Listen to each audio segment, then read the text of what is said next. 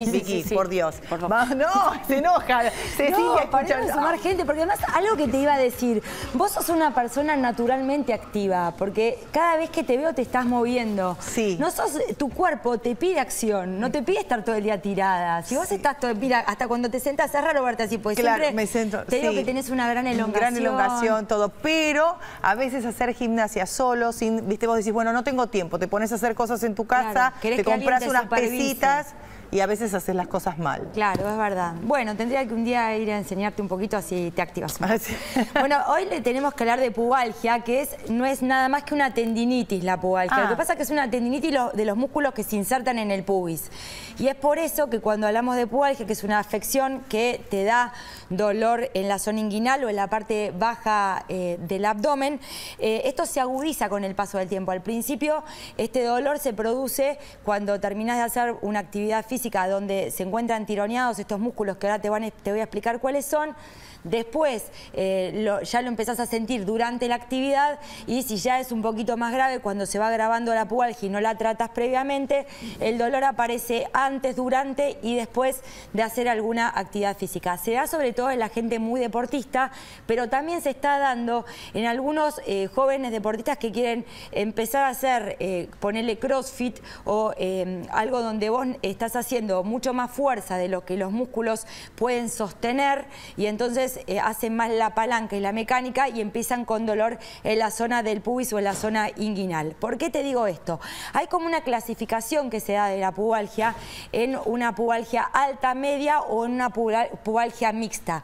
¿Y a qué se debe esto? ¿A cuáles son estos músculos que están en realidad comprometidos con este dolor en el pubis? Por ejemplo, ahí tenemos una placa para que la gente lo pueda ver bien. Cuando nosotros hablamos de una pubalgia alta, hablamos de que es a expensas de los rectos anteriores del abdomen. Entonces, lo que está tironeando hacia el pubis, que es donde finalmente te duele, tiene que ver con la inserción abdominal en el pubis.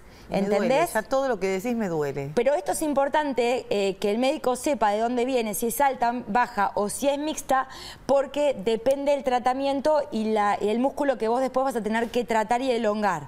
Por ejemplo, la pubalgia baja tiene más que ver los aductores. Entonces, la parte del aductor, sobre todo el aductor medio, que es una porción más grande del aductor que se inserta en el músculo del pubis, es ahí donde la inserción es la porción del músculo que se inserta en la pelvis. Entonces, cuando vos tenés esa inserción, ya sea abdominal o del aductor, dependiendo cuál es la que tironea, es la que vos tenés que tratar de mejorar. Y mixta es cuando se da de los dos lados, cuando te tira de arriba el aductor, el recto del abdomen, y te tira de abajo el aductor. Entonces sentís como un compromiso más en la zona media del pubis y no tanto en la región inguinal. Sobre todo cuando ve la región inguinal es más porque lo que está comprometido es el aductor.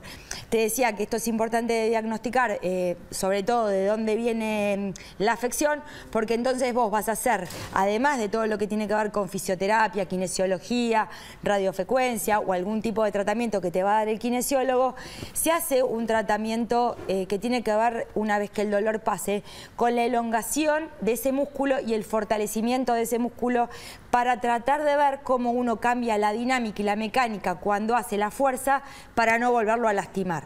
Sobre todo es una patología que se da, esta tendinitis del pubis, cuando hay una lesión es una lesión por sobreuso. Y un sobreuso en un músculo debilitado o en un músculo que está demasiado cansado para la exigencia que está haciendo.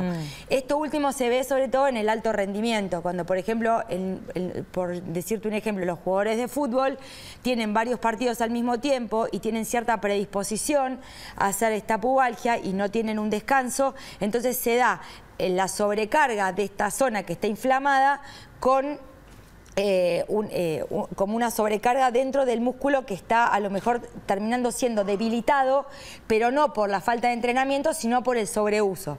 Vos tenés dos maneras de debilitar un músculo, o usándolo mucho o no trabajándolo. Claro. Cuando vos lo usás mucho también lo podés debilitar, porque cuando el músculo está cansado trabaja mal. Claro. Y al trabajar mal hace una palanca que no tiene que hacer. Entonces, en lugar de vos estar trabajando con el recto del abdomen en una parte abdominal, estás exigiendo también que tironee del pubis pubis para hacer un esfuerzo que el músculo no está